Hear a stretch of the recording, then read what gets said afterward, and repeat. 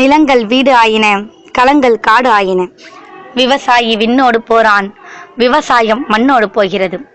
உரிமைக்காக பிச்சை எடுத்தோம் 200 ஆண்டு, இனி உணவுக்காக பிச்சை எடுப்போம் எத்தனை ஆண்டோ.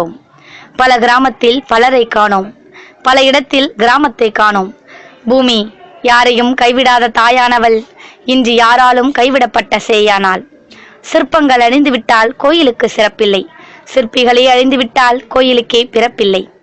விவசாயி அழிந்துவிட்டால் உண்ணக்கூட வழியில்லை, விவசாயம் அழிந்துவிட்டால் வருந்திப்பின் பயனில்லை. நிதிநிலை அறிக்கையில் அரசின் அறிவின்மை, எதிரி அழிய 80,000 கோடி, நாம் வாழ 4,000 கோடி. கருமேகங்கள் காணவில்லை, கால்நடைகள் பேணவில்லை, நாளை வரும் பசிப்போக்க நாகரிகம் உதவவில்லை.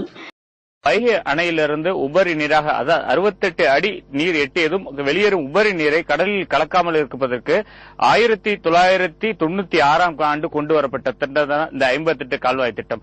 இந்த 58 கால்வாய் திட்டம் என்பது உபரி நீரை அங்கிருந்து தரை வழியாக கால்வாய்களை வெட்டி அங்கிருந்தும் மட்டுமல்லாது தொட்டி பாலத்தின் மூலமாகவும் உசிலம்பட்டி பகுதியில் உள்ள 33 கண்மாய்கள் மட்டுமல்லாது திண்டுக்கல் மாவட்டத்தில் ஒரு 3 கண்மாய்கள் என 36 கண்மாய்களை தண்ணீரை நிரப்பி அங்குள்ள 58 கிராமங்களுக்கு தண்ணீரை விவசாயத்திற்கு கொண்டு செல்வதாக 1996 இந்த திட்டம் ஆரம்பிக்கப்பட்டது.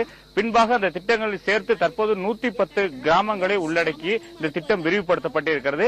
1986 முதல் 96 வரை 10 ஆண்டுகளாக இதற்காக விவசாயிகள் மற்றும் பொதுமக்கள் தொடர்ச்சியாக போராடி இருக்கிறார்கள். களத்தில் பலர்கள் உயிர் நீத்திருக்கிறார்கள். இப்படிதான் இந்த போராட்டத்திற்கு கிடைத்த வெற்றியாக 1986ஆம் ஆண்டு 96ஆம் ஆண்டு திட்டம் தொடங்கப்பட்டது. இப்படிப்பட்ட இந்த திட்டம் தான் தற்போது வரை 90% பணிகளை முடித்து 10% பணிகளுக்காக பல ஆண்டுகளாக காத்திருக்க வேண்டிய சூழல் ஏற்பட்டுள்ளது. இது